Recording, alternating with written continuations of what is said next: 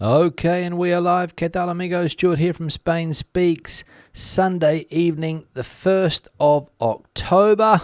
The start of a new month, of course, pinch and a punch and all of that stuff for the beginning of a new month here. And wow, don't know where you are currently in Spain, but where I am here on the outskirts of Madrid, it is a hot one, or it has been a hot one today, with this Indian summer really taking effect around the country, and some very hot temperatures, which no doubt we will see in the chat section when I get to that. Now, the objective today, as always, is to look at some stories that have caught my attention in the Spanish press, also some comments that have been left on videos recently, and then in the last half of the video this evening, the around the 20-minute mark, maybe a little bit before, maybe a little bit after, we'll go into the chat section and see what's happening there. So if you're watching today, say g'day in the chat section. Now, straight into the news I'm going to go, and the first piece up today is this one here. Tragedy in the city of Murcia, 13 people dead when several nightclubs in a popular nightlife area caught fire.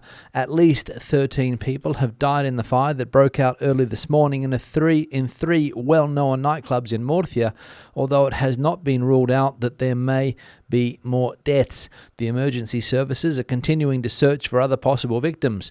The fire broke out around 6 o'clock this morning in one of the premises and has spread to other adjacent dance establishments in the commercial and leisure area known as Las Atalayas on the outskirts of the city. Firefighters managed to extinguish the fire at around 8 a.m. and are currently inside the nightclubs to locate any victims, although some of the premises have been structurally damaged, according to fire brigade sources. So a tragedy there in Murcia, 13 people losing their lives, at least 13. There could be more, not sure. But when I first saw this story this morning, it was around 7, then it went up to 9, then to 11, and then to 13, which is the last figure that I have seen. So tragedy down there, and no doubt the majority of those people, I imagine, are young people who are out and about enjoying their Saturday night or their early Sunday morning, because as we know, here in Spain, the nightlife doesn't really crank up until around 2-3 a.m. in some parts of the country. Friends of mine that go out here on a Friday or Saturday night don't leave until 11:30, get to the place around 12:30, and that's when the party starts. So the blaze starting there in Murcia in one of these nightclubs and spreading to other ones as well. So another tragedy of this sort in Madrid. I think there was one, I can't remember how long ago it was, but another tragedy at a nightclub here in Madrid. I think it was a Halloween party where a lot of people unfortunately also lost their lives. Not sure if it was fire or some other reason, but a tragedy nonetheless. Second piece of news here, and Prime Minister Sanchez says he will give his all for a real investiture without alluding to the demands of the pro-independence movement. Caretaker Prime Minister Pedro Sanchez has assured this Saturday that he will give his all for a real investiture during a meeting in the Seville town of La Rinconada, in which he has not made any allusion to the demands of Junts and ERC, parties that demand a commitment to support him in order to move forwards towards a referendum on self-determination in Catalonia. 2 days before King Philip VI begins a new round of consultations between the parliamentary groups to propose a new candidate for investiture, following the failure of the attempt by the leader of the PP, Alberto Núñez Feijóo, Sanchez has advanced some of his commitments with a view to a future debate on his continuity in the presidency of the government. So there we go. Sanchez will give it all, but he's avoiding the key questions that are being posed about not only amnesty, but also about a referendum, a legal referendum in Catalonia before 2027, I think, are the demands from those minority parliamentary groups here in Spain. Of course, they're in power in Catalonia, but for the rest of us, they are a minority, and they're putting their cards on the table. And Mr. Sanchez, if he wants to be elected, will no doubt have to agree to some of those things, which are going to cause complications. Believe me, they are going to cause complications around the country if he agrees to these things. Next piece of news here, and the first fine under the new animal welfare law in Galicia €500 for a Dalmatian tied up at the door of a pharmacy in Vigo. €500 to the owner, of course, not the Dalmatian. First sanction for disobeying the animal welfare law in Galicia. A young woman has been fined in Vigo for leaving her dog tied up outside the pharmacy where she went to buy some insoles. On her way out, 2 local police officers were waiting for her to tell her that she would have to be fined for leaving her Dalmatian outside. The regulations, which came into force last Friday, state that it is totally forbidden to keep pets tied up or roaming in public spaces without the supervision of a person responsible for their care and behaviour. The incident took place in a pharmacy in Ronda de Don Bosco Street in the centre of Vigo. The animal welfare law establishes a €500 fine for this type of situation, which can be reduced to €250 if the person sanctioned chooses to pay in advance. So there we go. That's what we're dealing with here now. I'm sure these local councils are rubbing their hands together with glee because of this new power to sanction people for leaving their dogs tied up outside, which happens very, very frequently. You're walking with your dog. The dog doesn't allow the business doesn't allow your dog to go inside. They have a space out the front where you can tie it up, and that's what a lot of people do. You maybe leave the dog there for 30 seconds, a minute, depending on how long it takes you to get served. Always keeping an eye on the dog, of course. It's not like you're going into a big office block and leaving the dog downstairs for half an hour. You're in there for 30 seconds to a minute, depending on how many people, and the cops waiting outside with a €500 fine, but €250 if you pay up in cash on the spot. Or no doubt the police are carrying around these little portable ATMs or whatever they're called, where you can pay on the spot. I imagine that's what's happening also, an electronic point of sale, I should say. So there we go, €500. So watch out. If you do decide to take your dog for a walk and realise that you need something from the local chemist, or you want to pop into a bar and have a coffee, or you want to buy some cigarettes, don't leave your dog tied up outside, because that's what's happening now. €500 as we saw. And the final piece of news here, the world's best patatas bravas of 2023, and thanks to Madrid correspondent Dave for pointing me towards this article. The bravas sin fronteras, made by the bar restaurant Maño from Palencia, have been crowned the best in the world in the final of the 4th international contest Una de Bravas, held this Monday in Palencia. The creations of the Rossi La Loca Madrid and the T28 Beber y Comer in Mieres won 2nd and 3rd prizes. This is a great success for everyone. We're going to give a huge boost to the Ojeda potato, explained Alberto Beltran from the bar restaurant Maño, which together with his chef, the Venezuelan Jose Gregorio Figueredo, are the authors of Bravas Sin Fronteras, which have so convinced the competition jury, headed by the chef Victor Martin. They are very tasty potatoes which respect traditional cuisine with the exotic touch that Jose has added, explained Beltran. On the picture of the bravas and the chef, what was his name there? Jose Gregorio, the Venezuelan chef, adding some type of touch to these, maybe a Venezuelan touch to these patatas bravas, and we can see there that looks quite a tasty little snack when you sit down in a bar looking for something to eat with a cold beer. Bravas, one of my favourites, one of my go-to tapas here in Spain, and I'm sure, no doubt, for people watching this live stream also, that is also the case. Nothing beats a good plate of patatas bravas, and they're the best in Spain apparently. Bar restaurant Maño in Palencia, which is in the north of Spain, in the autonomous region of Castilla and Leon, close to Burgos, I think. So there we go. Now into the comment section. Let's check out what's happening there today. One here from Tatiana. In Spain, 7 out of 10 kids are bullied in one way or another. The main issue is that the schools don't do anything. They hush it over and say it's kid stuff because they don't want to tarnish their reputation. The victim has to endure years of torture and then ends up leaving school instead of the bullies being kicked out and dealt with. The kid in Jaén was bullied mercilessly and finally had enough. Social media has made everything so much worse. It's the cancer of our society. I think that's, mercilessly, I think that word is there. Yeah, Tatiana, 7 out of 10. Don't know where you get that figure from. I haven't heard figures like that of bullying in schools. But let's be honest, bullying's been around for a long, long time. In Spain, they call the word bullying as well. It's exactly the same word. And I asked somebody about this the other day. I said, what word did you use before bullying came on the scene? They said, I don't know.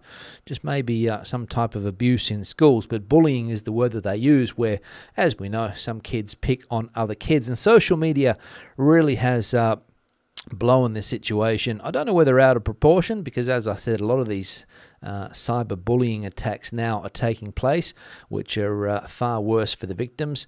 And as we know, things that go on the internet stay on the internet, and this is part of the problem. We saw a pornography case, I think, a couple of weeks ago in Badajoz. Some girls were used in artificial intelligence, or their images were put into artificial intelligence, and some very nasty scenes popped up with their images on them. We saw a boy in, where was it, Jerez the other day, who stabbed 3 teachers and 2 students. Apparently he had some mental health issues, but he told the school the day before that that's what he was going to do. I'm going to come back tomorrow, I'm going to stab people. Nobody paid any attention to him, and we saw the result, 5 people injured. I don't think anyone died. Don't quote me on that. So it is a problem. Yeah, social media really blows these things up and adds to the problem.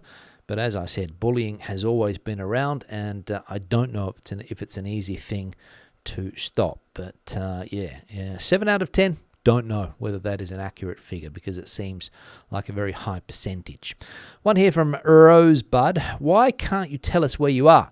You often say this in videos, or perhaps you always say this. Why? Well, the fact of the matter is that I like to create interaction between the viewers. So I say, well, if you can guess where I am, and people do. 3 or 4 people in the comment section, or maybe more, said exactly where I was. Somebody put the image into Google Maps and or Google, and it came up with the place exactly where I was last Friday when I recorded a video. So it's all about viewer interaction, Rose, and that's what social media is all about, viewer interaction, people interacting with the content, and that's what I aim for, so that's why I do it. And this person here, Paul, we'll see at the end of this comment. Hi, Stuart, back from Cantabria. We had, as always, a lovely time, and the weather was way above average there. The news was pretty much the same every day. It was the same and became monotonous. Esther Rubiales, Puigdemont, Feijóo, Spanish national women's football team, etc., Catalonia. It was just too much. Is that Castillo de Condes? Spain has many beautiful castles, and of course, Real Madrid. There are many great videos, Stu. Thanks, Paul, for the compliment there. And you are right, Castillo de Condes in Chinchon, Madrid, which is a city. It's a popular city, I would say. There's a parador there, one of these accommodation types here in Spain. Higher end accommodation, I think, high-level accommodation. The paradores, and in Chinchon there is one. There's also a castle, but it's not open to the public. You can only look at it from the outside. It's got a big fence around it now, so you can't even get close to it, probably because it's been left to fall into rack and ruin, I would say, and now it's more dangerous than it is anything else. So I imagine that's why it's closed. But that's where I was, Chinchon, and that's the reason, Rose, why viewer interaction. Next one, another one here from Ed. Spanish football is a bit like Scottish football, but with more money, better weather. Duopoly. Yes. Spanish football. I don't know if it's similar to the Scottish league in that sense, Ed, because in Scotland, as we know, the 2 big teams come from the same city, where here that's not the case. I mean, Madrid has 2 big teams. It has 4 or 5 teams, 2 big ones, Real Madrid and Atletico de Madrid, or Atletico de Madrid and Real Madrid, depending on which order you want to put those 2 in. Barcelona has 1 big club, Barcelona Football Club, and a smaller club there, Espanyol, and Bilbao, 1 big club, San Sebastián, 1 big club, Sevilla, 2 big clubs. Valencia, I think there's a couple of big clubs. Valencia Football Club, of course, and Villarreal, I think, is a Valencian club. Not sure, but it's in that area. So there are some big clubs down there as well. And Malaga, I don't think, is a big club anymore. I don't think it's even in the 2nd division. nowadays. So that's about it. And the other clubs just sort of hold on, try not to be relegated every year. But it's a Madrid-Barcelona dominance, and in Scotland, the two Glasgow sides, of course, dominating there. So, don't know whether it's similar, but we can look at that as some type of comparison. One here from Brandy. I was watching the HBO TV series Rome this week. The problem of a ruling elite that took most of the land, kept and grew their wealth, saw in price inflation, developed a scarcity of basic foods such as wheat for bread, brought in mass immigration. Not much has changed in 2,000 years. Well, obviously, if you want to go back 2,000 years to the Roman times, you could probably see some similarities with what's going on nowadays. All of these societies have their ups and downs, of course, but a lot of the problems, of course, they just repeat themselves over the course of history. Immigration, for example, people moving from one place to another, trying to improve their lives. And a lot of people complain about it, but it's very difficult to stop and very hard for politicians to deal with the issue, especially when the electorate doesn't like some of the policies that are being put out there regarding this. And of course, as we know, it creates debate all around European countries. Some political groups rise on the back of anti-immigration messages. Here in Spain, it's limited. There's only one party really calling for that. We know what side of politics they're on. France, we've seen it. And of course, the UK has its issues with these things. But yeah, I'm sure there are some similarities between empires that have been and gone and current empires around the world. Another one here from user. We're on a campsite in Andalusia and having to pay 55 cents per unit for electricity. This is despite they have installed a massive array of solar panels. We're told it is due to the fact the system hasn't been signed off on yet. There we go. So I'm not sure what's going on at that particular campsite, but strange that you have to pay for electricity when you have that, when they have the solar option, but maybe not legal yet. Don't know what's going on. And this is the issue, isn't it, that a lot of these solar panel companies have been popping up like mushrooms over the last couple of years due to government subsidies. And it's surprising that a lot of places in Spain haven't had solar panels for a long time, but we all know the reasons for that, and now deciding to take advantage of the sun's energy if they can, but still charging the customers or the clients of that camping site 55 cents per unit. So not sure what's going on there, but thanks for the comment. The final one here from Vesky. It's almost cheaper to eat out than to cook at home. Salmon in Mercadona, 25 euros a kilo. Pack of minced beef, 10 plus. Cheapest is chicken and pork at around 7 to 8 euros a kilo. Don't need to mention olive oil, of course. With the current gasoline prices, I'm seriously considering buying an electric motorbike to get to places where I cannot with public transport. Yeah, cheaper to eat out than at home. Don't know. I always find it expensive to eat out, but cooking at home, maybe if you put on top of that the cost of electricity and all of those things, the other things that you need to cook that food, your time as well, it could be cheaper to, as Vesky points out, go to a restaurant and get a menú del día, stock up at lunchtime, have a big meal, and maybe have something lighter in the evening, rather than paying 25 euros for a kilo of salmon at Mercadona. And the bigger your family, of course, the more it's going to cost. Or maybe it's cheaper, I don't know. Maybe it's cheaper to cook for more people than it is just to cook for one. Don't know. But when it comes to those things that you mentioned there, salmon, probably a luxury item nowadays, minced beef, 10 plus euros a kilo, and pork and chicken, still reasonably affordable, 7 to 8 euros a kilo. I've noticed that some of the things that have not gone up all that much in price compared to other things, of course, the usuals, tobacco and alcohol, haven't gone up all that much in price. So we can ask ourselves why. Now, we're at the 20-minute mark, so that's the end of the comment section.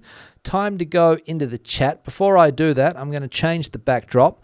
This one here was sent in from Peter. And it's Fuerteventura down there in the Canaries, apparently looking towards Lanzarote, I think. Don't quote me on that. I can't remember the exact place. We've got a couple of people taking a dip in the ocean there as well. And I didn't add a filter to this photo, so great photography work there, Peter. Thanks for this, and a nice image to have on the back screen today. Now, also, I will put the like icon on the screen and also the email address. So spainspeaks@gmail.com is the email address. The like button down there too, if you haven't hit it yet, we're currently at like number 70. So if you smash that like button now, 71, you might be like number 72, 73, or 74. So do us a favor, hit the like button, and we'll see if we can get a decent tally today. And emails to that address, photos if you're in Spain, have been in Spain, taking a photo like this one here of a nice beach shot, people enjoying the ocean, send it through. And news as well. If you've got a news story that you would like to bring to my attention, that's the address. Now, into the chat section. Let's see what's happening there. I think I saw a super chat, so I'll get to that first to get that out of the way from Pete. And thanks very much for that, Pete. 5 American dollars, I think that is. Hola amigos, nada como estuvo en vivo. Here's my cover charge. Thank you very much, Pete, for that. You guys watching today, and I've seen some other comments there from you guys as well, so I'll have a look in a minute at those. Another comment here from Maurice coming in from Malaga Port. Perfect day again. Liking the weather is Morris. Andrew coming in from a bright but cold but bright are the exact words, southeast London, hoping that we are well. Philip coming in, Feliz Octubre desde la Trinidad, Málaga. Good to be back. Next year I'll apply for my NLV, non-lucrative visa. This will mean less flying. So Philip going to apply for that visa next year. Hope all goes well with that. Barbara coming in from the Playa Flamenca. Pleasant there. How amazing is this weather for the start of October? Absolutely. Absolutely. Although I don't want to sound like a complain too much, but it was hot today. It was hot. When you have to have the fan on the 1st of October, it's hot. Steve coming in from Torre de... this cover picture or the thumbnail, last week's photo, Thursday's photo, is around the corner from our place in Torre de la Hurtada. We'll be driving there over the next week with our little dog. There we go, Steve in Stanford, heading down to, I think it was Alicante or somewhere, wasn't it? I think down there, Torre de la Hurtada. That was the photo that I had on the backdrop the other day, which was this one here. So that's what we had on the backdrop the other day. I'll just go back to Peter's photo. There we go. Now, what else? Oh, yeah, Steve coming in from Stanford, Lincolnshire. 21 degrees there today. Tony coming in from hot and sunny Gran Alicante. Hope the family had a good weekend. Yes.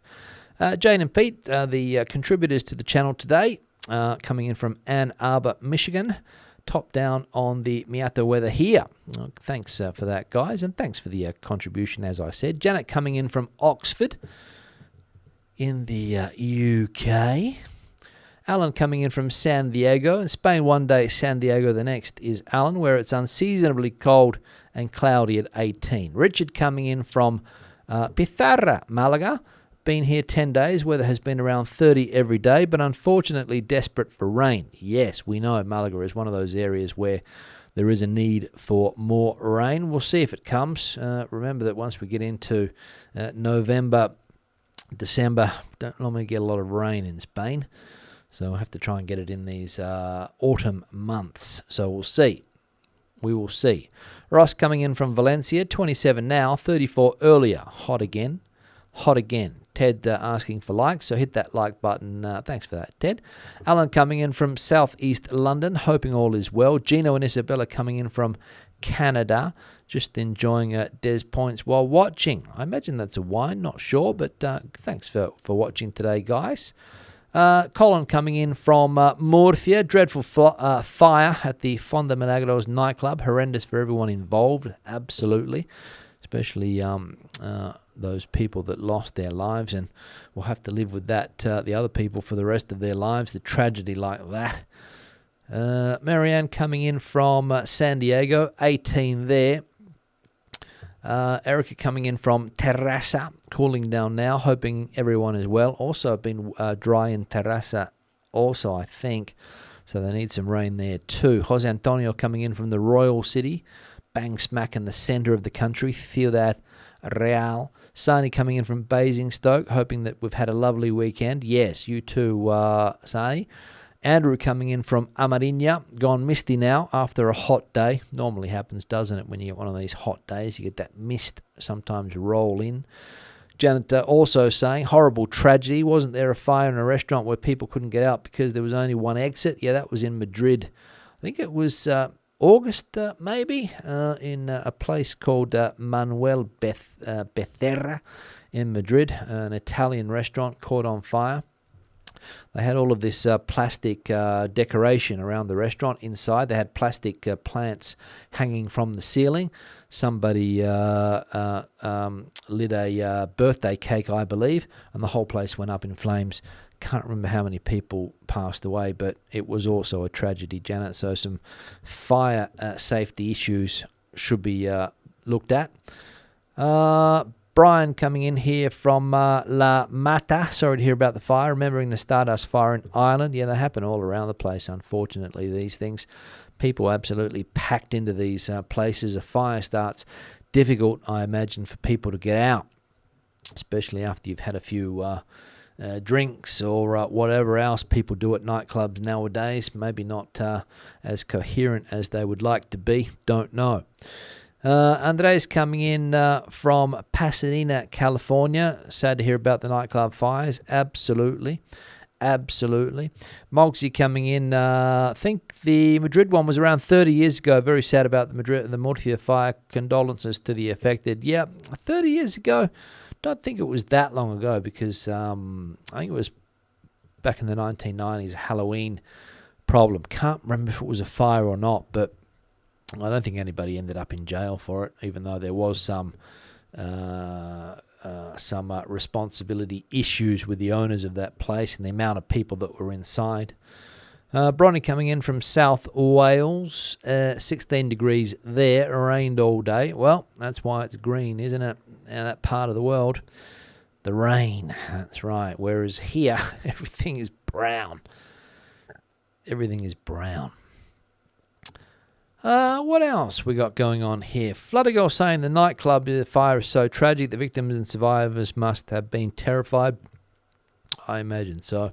Yeah, a lot of there was a case, I think, of some people that were calling their parents saying that, Mum, I'm going to die, and that was the phone call that some parents received. So you can imagine what that would have been like. Joe coming in also from from Valencia to Calpe to Alicante, Cartagena, Almería, Granada, Murcia, Tangier. Best place for Joe, Tangier. Is that Morocco? Tangiers? Don't know. Kim, politicians really have to keep their powder dry, don't they? Look at Sir Keir Starmer, or Starmer, or whatever his name is. We haven't a clue in the UK. There we go. It's been, I don't know, does he have a high profile, that the opposition leader there? He's got a Sir before his name, so he must have done something. Although I saw the other day that Nick Clegg, a former politician there who now works for Facebook apparently, or Meta, is also a Sir. So I don't know how easy, it must be easy to get a Sir before your name. Don't know. Ginger's Ice also coming in on Facebook. They need to come where I live. Good luck finding the owners here who they leave out in the street for weeks. Dogs, I imagine that refers to. Dogs. So Malaga, I think Joe says Malaga's the best place, not Tangiers, so not Morocco. What else? Let's have a look. Maga coming in also from El Campello. Mogsy coming in from Torre, Andalusia, up to 35. Yeah, it was going to be hot in Andalusia, I saw. Some places they were forecasting 38, and that's hot. Killian coming in from Ireland, I think. Just listening to the part on the fines for dogs, and it seems all over Europe, governments are looking for ways to fine people to screw more money out of us on top of the high taxes. Yes, to fund the the policies they want to put into place. No doubt that 500 or 250 if they paid up front will come in handy for the local council. So another revenue source for local councils. Pete, 25 degrees in southeast Michigan, by the way. There we go. Thanks for that, Pete. Gigi coming in from Northern California, cool and rainy. What is up with this? Not sure what's happening there in that part of the world. Bronny loves patatas bravas. Lots of people do. Haven't met too many people that don't like the brava. Richard, new favourite food, calamar frito. Delicious. Yeah, in Malaga, they do very good fried food. One of the best that I've ever had. Before the International Patatas Bravas competition, Palencia at the beginning of September organised a Palencia competition. The same chef won in Palencia. They probably went on to the national tournament as a result. Dave from Dorking, UK. Not so bad here, but counting down return to Barcelona in December. Thanks, Dave, for that. Counting down those days. Pauline coming in too. Shangan coming in from Nanjing, China, I think that is. Shangan, formerly of Ballarat, Victoria. Pauline coming in from a warm Rojales. We saw Pauline a minute ago, but with no place. Janet's grandson was bullied when he was 6 a couple of years ago in school. His teacher did virtually nothing, but my daughter then went to the head who dealt with it well. Communication is the key and persistence. Yes, absolutely. Vilmantas, I think this is. Hi Stu, we're interested in moving to Spain. Could you explain a bit more about the government scheme to repopulate deserted pueblos? Things like free housing given away just to get young families moving there. Don't know much about it, but there are some towns in Spain, in villages where there's not much going on, and they're willing to pay people to move there. The more kids you've got, the better. The more money you will get. Not sure how you apply for these things, and not sure how many people are applying for these things, to be honest. I know there was a town in Asturias, I think, in the north of the country that was offering $3,000 per person to move there. Just a one-off payment, I think. It's not $3,000 a month or anything like that. So, yeah, I don't know. Got to look at what you'd be able to do, because a lot of these smaller towns in rural areas don't have very good internet connections, or at least that's been my experience. It's getting better, with 5G connections and things like that. You can do what you need to do, but look into that. But if I find some information, I'll let you know. Hussein coming in from Santiago de Compostela. Huge fan since 2019 is Hussein. Thanks, Hussein, for saying hello today. First time that I've seen you in the chat, I think. What else we got going on? Oshuakat coming in from Oregon. Beautiful day. A little bit chilly. 14 degrees Celsius. Been enjoying your town tour videos. Thanks. Well, I got more coming up. I went to an interesting town the other day. Interesting in the fact that there wasn't much happening, but it's always good to look around and see what these towns, what their claim to fame is. Every town seems to have a claim to fame. But here in the Madrid community, some of the towns that I've been to, according to how easy it is to get there, and how easy it is, basically it all depends how busy and how populated a place is going to be, depending on the roads getting there. What I'm noticing is that a lot of these places, the roads not very good. Donald, I think this is, and Josephine back in hot Denia today, 31 degrees. Good to see you guys again. Elena coming in. Hola, estoy en Aro. Hace mucho calor. Tomorrow in San Sebastián, then Santander, ferry to Plymouth, and drive to South Wales, and finally back to Sarasota, Florida. Sad to leave Spain. Yes, Elena, and especially in Aro, enjoying a nice Rioja, I imagine, because Aro is where a lot of good wines are made. Aro in Logroño. Gail coming in also with Chris from Javier. Thanks again for the updates. I've heard today that it's the hottest start to October in over 70 years. I think that is the case. Very, very hot in lots of Spain at the moment. Lots of Spain hot. Twat numpties. Just started watching and the dogs are now nagging for walkies. Catch you later. Yeah, dogs get priority, of course. They want to go outside. Randy coming in from Lisbon. Lisbon residents there. aka Thunderduck is Randy and his wife Brenda. Good to see you guys. What else? Let's have a look. There was a fire in a disco in Madrid 30 years ago. Was it? 30 years ago? I can't remember that one, but I remember there was one of the place called the Madrid Arena. I don't know whether that's the one that you're talking to, but that was also a case where people end up dying. I think it was more of a situation of people getting crushed because everyone tried to get out of the building at the same time, and I think a lot of people got crushed in the evacuation. Terence coming in from Canaries, I think. Rain, we certainly need it in the Canaries. No rain for nearly a year. Don't want it to be heavy, but steady, and at night we pray to our Lord God that he will provide. Yeah, well, keep asking. It might come down. Keep asking. What else? I think we saw that one. Ed coming in from Barcelona. Regular viewer is Ed. Enjoying the longer summer. Yeah, I think a lot of people are. 25 in where Hussein is. I think it was Galicia, not sure. Can't remember. Australia has finally won a rugby game against Portugal. 14 points is what worries me that Portugal was able to score. Portugal not known for their rugby skills, I don't think. 34-14. I don't know whether to take that as a positive or a negative. Real coming in from damp La Mesa, California. Loving the tours by nearby towns. Thank you. I'll eventually get to some towns that are not so nearby. It's just a question of organising my day and getting around. What else? Santiago was where Hussein was there. Joy coming in also from Galicia. Has anyone heard of the European travel card which people will have to have from January onwards? No, I don't know anything about that, Joy. Let us know if anyone does know.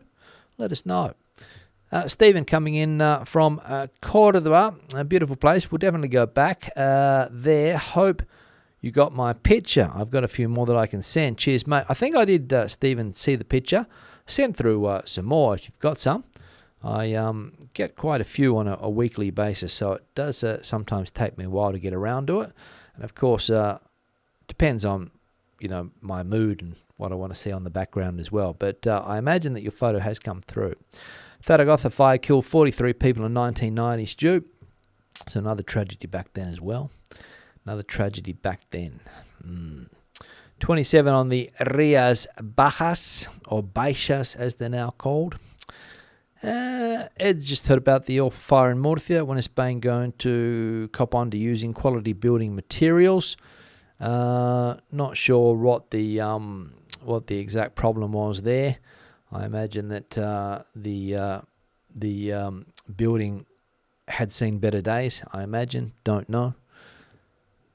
And the name of the disco was Alcalá 20. Now I'm at the end of the chat.